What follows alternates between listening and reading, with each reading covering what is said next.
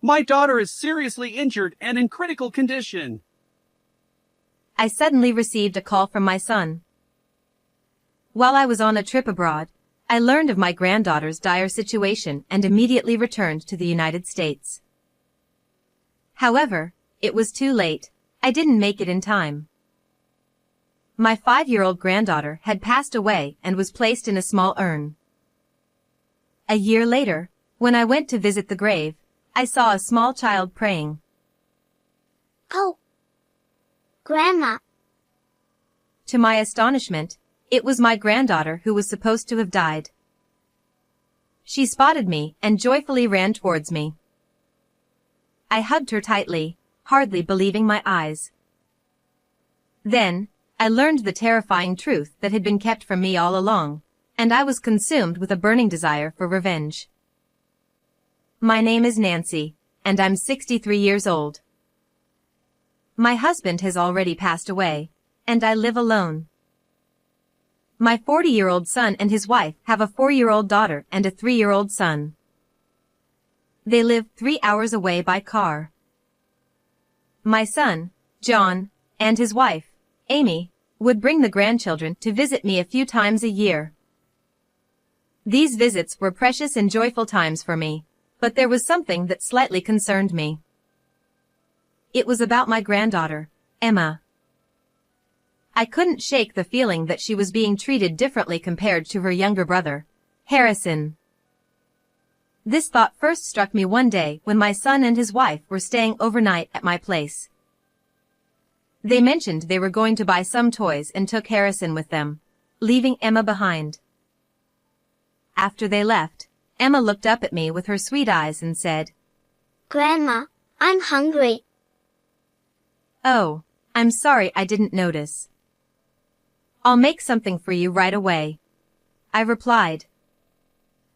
I took out a pan and made pancakes, which she had said she loved before. When I served the pancakes with butter and syrup, Emma beamed with delight. Wow! It smells so good, she exclaimed. Be careful not to burn yourself, I said. Okay. Thank you, Grandma, she replied. I cut the pancakes into bite-sized pieces for her, and watching her eat with shining eyes, cheeks full, filled me with a deep sense of warmth. These are so fluffy and really delicious, Emma said as she happily gulped down her milk. Just then, I heard the front door open, followed by loud footsteps. Emma! Why are you eating by yourself? Give that to Harrison, my son shouted. I'm about to make some for him, so please don't say that, I said as I started to head back to the kitchen. But before I could do anything, my son abruptly snatched the pancake from Emma and fed it to his brother. Watching this, Emma's face fell, and she lowered her head, looking sad. Feeling sorry for Emma, I offered to make a new batch for Harrison, but my son refused, saying it wasn't necessary. There's no need to take food away from her while she's eating, I insisted. Emma has a small appetite. Right, Emma? You're full, aren't you? My son asked. Yeah, Emma replied, though she had just started eating, so there was no way she was actually full. I tried to explain this to John, but he seemed to completely ignore me. Don't worry about it, Nancy, my daughter-in-law added. Emma always acts like she's hungry but barely eats anything. It's really just a waste to give her more. At that moment, I couldn't shake the uneasy feeling as I noticed my daughter-in-law, Amy, looking at Emma with a strangely cold expression, despite her being her own child. I wondered if perhaps Emma was too sad to speak up. I tried to argue with my son and daughter-in-law, insisting that they were wrong, but they wouldn't listen. Just then, I felt a tug on the hem of my apron. When I looked down, I saw Emma signaling to me with her small hand, gazing up at me with a look that seemed to say she wanted to tell me something. I'm going to get a drink. Emma, would you like to help me? I said. Emma nodded quietly, and we went to the kitchen together. Once we were alone, she whispered, It's okay. This happens all the time. I'm the big sister, so I have to give things to Harrison. As I set the drinks on the table, feeling uneasy, Emma eagerly helped me. My son then scolded her, saying, Emma, stop lying about being hungry when you're not. Amy added, You need to act more like a big sister now that you have a little brother. Emma's expression fell, and she apologized in a small voice, I'm sorry. and which broke my heart. I noticed her gently rubbing her stomach, a sign that she was probably still hungry. I realized that asking her about it in front of everyone wouldn't get the truth, so I waited until we were alone. I gently took her hand and said, If there's something on your mind, you can tell Grandma. I won't tell your parents.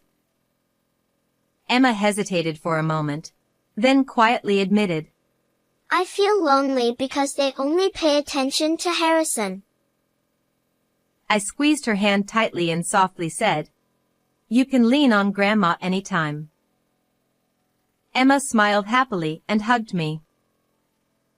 To think such a small child is carrying so much pain. I have to do something, I thought. Observing further, I noticed that my son and daughter-in-law rarely spoke to Emma, leaving her to play by herself, while they doted excessively on Harrison. I knew I couldn't let this continue. After the children went to bed, I sat down with my son and daughter-in-law for a serious talk. However, they were adamant in their stance. John said, It's all in Emma's head. We're raising them without any favoritism. He refused to budge. Look, it's normal for things to change when a new baby comes. Emma used to be treated like a princess, but now she has to share attention. It's the same everywhere. He argued. Amy added, Exactly. Even though they're close in age, Emma is still the big sister. She needs to learn to be patient. While there was some truth in what they said, the fact remained that a small child was being hurt by the situation. If you continue to make Emma feel this way, I won't forgive you. Even though we live apart, I'll be keeping an eye on things. I warned them sternly. But my son dismissed my concerns, saying, Don't worry so much, Mom. Just go enjoy your trips with your friends. And don't forget to bring back some souvenirs. The next day, after breakfast, they quickly packed up and left. I need to do something about this. I'm really worried, I thought to myself. Despite my concerns, I went ahead with the overseas trip I had planned with my friends.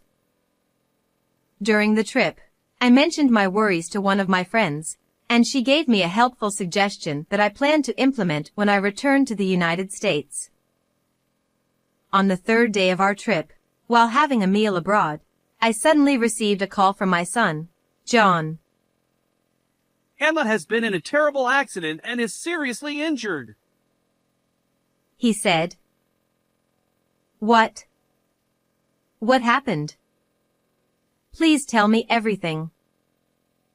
He explained that Emma had fallen from a jungle gym, hit her head hard, and was covered in blood. She was unconscious and had been rushed to the emergency room, where they told him her life was in danger. I was beside myself with worry. I quickly explained the situation to my friends and booked a flight home. Since it wasn't possible to leave that same day, I managed to get a flight for the following day, and after a 14-hour journey, I finally made it back.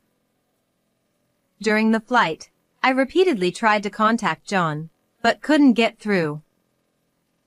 I was on edge the entire time. As soon as I landed, I called John to let him know I was heading straight to the hospital where Emma had been taken. His voice was strained as he answered. I'm sorry I couldn't answer your calls earlier. Emma didn't make it. He said. What? What do you mean? She passed away right after I called you. Her injuries were so severe. We've already had the funeral and she's been cremated. As I struggled to find words, John sent me a photo of a small urn. Emma. Emma. How could this have happened? I spent a long time sitting in the airport lobby, crying silently. When I told John that I was coming over to his house, he hesitated. Well, I'm not sure about that, he said, trailing off. Please, at least let me light some incense for her, I pleaded. It all happened so suddenly, and Amy is really shaken up. Could you just give her some space? I understood that losing her child must have been a tremendous shock for Amy, so despite my heavy heart, I had no choice but to slowly make my way back home. Once there, I placed a photo of Emma's smiling face on the altar, lit some incense, and prayed quietly. The realization that I would never see her again overwhelmed me, and I couldn't stop the tears from flowing. One day, I checked the mail and found that something I had ordered had arrived. Knowing I no longer had any use for it, I absent-mindedly tossed it into the bag I always carry. A while later, I called my son and found out that they had buried Emma's ashes at my late husband's grave, about 2 hours away by car. Why didn't you tell me? I asked, upset. Mom, Amy just really doesn't want to see you, John replied. You remember how you accused us of favoring Harrison the last time we met? Amy hasn't been able to get over it. She's still deeply hurt. I feel terrible for what I said to Amy.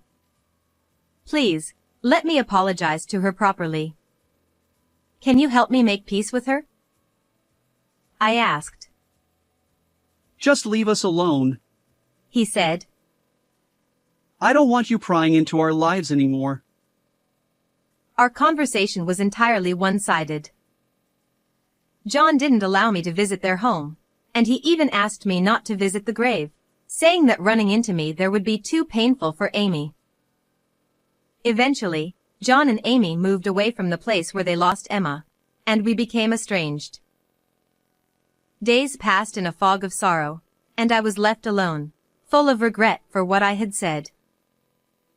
A year later, on the anniversary of my granddaughter's death, I decided to visit her grave. If I go in the evening, I probably won't run into John or Amy, I thought. I bought a bouquet of white chrysanthemums and, with a pail in hand, walked towards our family grave. As I approached, I saw a small child crouching in front of the grave, hands clasped in prayer. Hello there. Who might you be? I asked gently. The child turned around, and I froze in shock. Grandma. She exclaimed. It was Emma, the granddaughter who was supposed to be dead. She spotted me and ran over with a big smile, her face lighting up with joy. Disbelieving, I instinctively pulled her into a tight embrace, feeling the warmth of her skin as my mind raced in confusion. Grandma, are you alive? Emma asked. Yes, of course. But you. I trailed off, trying to make sense of the situation. As she spoke, the horrifying truth came to light. I checked behind the tombstone, just to be sure, but Emma's name wasn't inscribed there. How dare they play such a cruel trick? I will never forgive them. My anger and desire for revenge began to boil over. Suddenly, I remembered the item I had been carrying with me all this time. After setting something in motion, I said goodbye to Emma at the cemetery. I will protect that smile, no matter what it takes. I vowed. 30 minutes later, I went to my son's house, the one they had supposedly moved to. I knew they were inside, but when I rang the doorbell, there was no answer. They were clearly pretending not to be home. I couldn't wait another second, so I forcefully opened the front door. John and Amy were inside, and they jumped in shock when they saw me. "Don't pretend you're not here," I shouted. John stammered. How did you open the front door? It wasn't even locked. "Emma. Grandma's here, come out," What are you talking about? John yelled.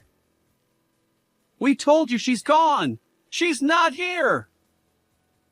Ignoring him, I called out Emma's name loud enough to echo through the house. Soon, I heard the pitter-patter of tiny feet, and Emma came running toward me. Moving quickly, I scooped her up in my arms, preventing my son from getting in the way. John and Amy were wide-eyed, speechless, as they watched. I fixed them with a cold stare. Emma was supposed to have passed away exactly a year ago. So why is she here?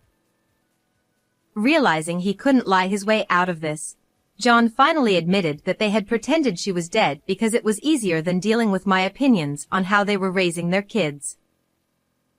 "You two are the worst," I said, my voice seething with contempt. John shot back. This is your fault. We've been taking good care of Emma, but you accused us of only loving Harrison. Amy added. Exactly. You made these baseless accusations and it's been nothing but torture for us ever since. And now, barging into our home like this, you're the one who's out of line. At first, they seemed cornered, but as they continued, they started attacking me with increasing aggression. But I wasn't backing down. I pulled out a photo I had taken at the grave and showed it to them.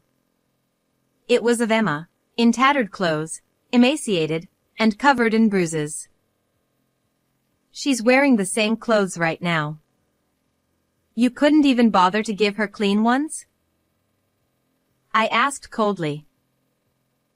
John tried to deflect. She runs around outside and tears her clothes all the time. She barely eats, and the bruises are just from falling. I could accept scraped knees, but these bruises were in places that didn't make sense. I knew I couldn't let this slide, so I played them an audio recording. It was a conversation between them. Emma's a nuisance. Damn it. If you hadn't been looking out the window, none of this would have happened. It makes me sick. The recording also captured the sounds of Emma crying as they insulted her. As if it weren't bad enough that you were treating her so horribly, you even planned to get rid of her. I can't believe you're my own son. What you two have done is beyond cruel. John, shocked, demanded. How did you even record our conversation? The clarity of the audio had clearly taken them by surprise. I explained that I had hidden a listening device in the little pouch Emma always carried with her. I had asked Emma to leave it in the living room on purpose. A year ago, while on a trip with my friends, one of them had shared this method with me. I ordered the device online so that I could put the plan into action as soon as I returned to the US. But when I received the news of Emma's death, I put the device away in the bag I always carried and completely forgot about it. As it turned out, by a stroke of luck, I went to visit the grave on the same day my granddaughter was in the park nearby with her family. Initially, they planned to leave Emma at home and go on a picnic as a family of 3. However, just as they were getting into the car, a neighbor who had brought over a community notice said, "Oh, heading out as a family? How nice. Is the child peeking out the window staying behind?" Left with no other choice, they reluctantly brought Emma along. But, as usual, they only paid attention to Harrison, leaving Emma to play by herself. While exploring, Emma eventually found her way to the grave she had visited before. Being a clever girl, she remembered the place and was quietly paying her respects when I found her. John muttered, So you met her at the grave? "Yes, and that's when I set things in motion and started tailing you," I replied. How dare you pull a dirty trick like that? He shouted. "Oh. And who are you to talk, after pretending Emma was dead and telling her I was gone too?" I shot back. John and Amy had told Emma that I was dead to keep us from seeing each other. The nerve of these people. They were caught off guard, clearly not expecting that I knew so much. They stood there, at a loss for words, looking visibly uncomfortable, but then John suddenly seemed to remember something and approached me. What about you eavesdropping on our conversations? I could see you for that. He threatened. "Go ahead," I replied calmly. Under American law, eavesdropping by itself isn't a crime. And I did it to protect my granddaughter, so I have nothing to worry about. Amy, who had been silent until now, moved closer to Emma. Sensing something, Emma shrank back and started trembling. Just by looking at how this child reacts to Amy, it's clear how she's been treated, I said coldly. Stop making baseless accusations. Amy snapped. I'm calling the police. Go ahead, I responded. But it's not me they'll be arresting. You're the ones who'll end up in handcuffs. I held my granddaughter tightly in my arms and glared at the two of them. They both paled immediately. I demanded to know why they had treated Emma so cruelly, and finally, John reluctantly spoke. Girls are useless, he said. They just get married off and leave. But a boy can carry on the family name. Is that really a ridiculous reason? I asked incredulously. Then what's that document on the table? John's face went blank as he tried to hide the papers, but I quickly snatched them up. Inside, I found a child insurance policy, with marks next to the payout amounts for death or severe disability. They had taken out life insurance on Emma, planning to cash in if anything happened to her. This is just in case something happens. John started to explain. But you had already planned to get rid of Emma before I even entered this house. I interrupted. The truth was, they had discussed their plans further. They had even said, even if we fail, we'll still get money if she's disabled. While laughing. I can't leave this girl in your care, I said firmly. I don't know what you're capable of. Amy, did you call the police?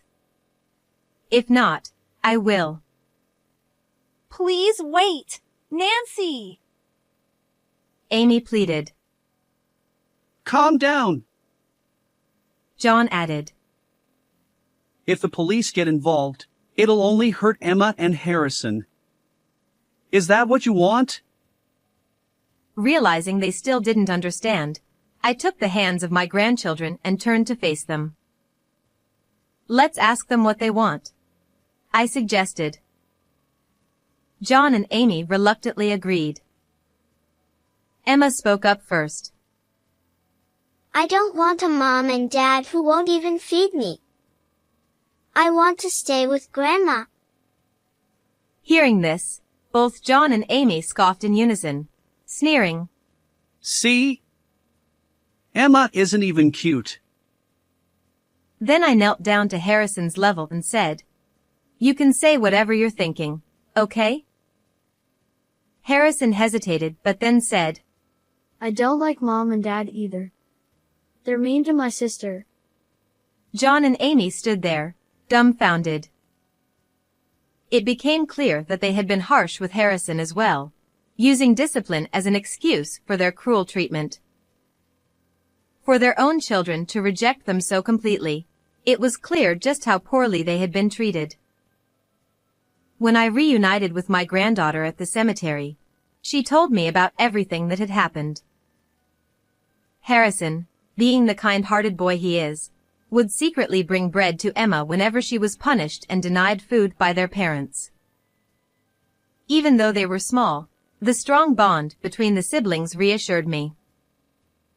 Well, it's settled then. Emma, Harrison, from now on, you'll live with Grandma, I said.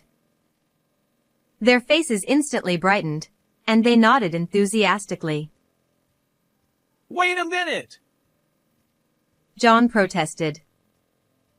What's going to happen to us? Maybe a holding cell first, I replied. And after that, a life behind high walls, perhaps? You'll have plenty of time to reflect on your actions. As I took my two precious grandchildren by the hand and headed for the door, they repeatedly bowed their heads, begging for forgiveness. But a leopard doesn't change its spots. I knew that if given the chance, they would likely revert to their old ways. I paused and looked John and Amy directly in the eyes. You'll have to face the consequences of what you've done. Be prepared. They cried and pleaded, promising never to do it again, but I didn't believe a word. Realizing they wouldn't convince me, they turned to Emma and Harrison, desperately asking them to forgive their parents. But the children, in unison, responded, We hate you. Don't touch us. Their parents were left speechless.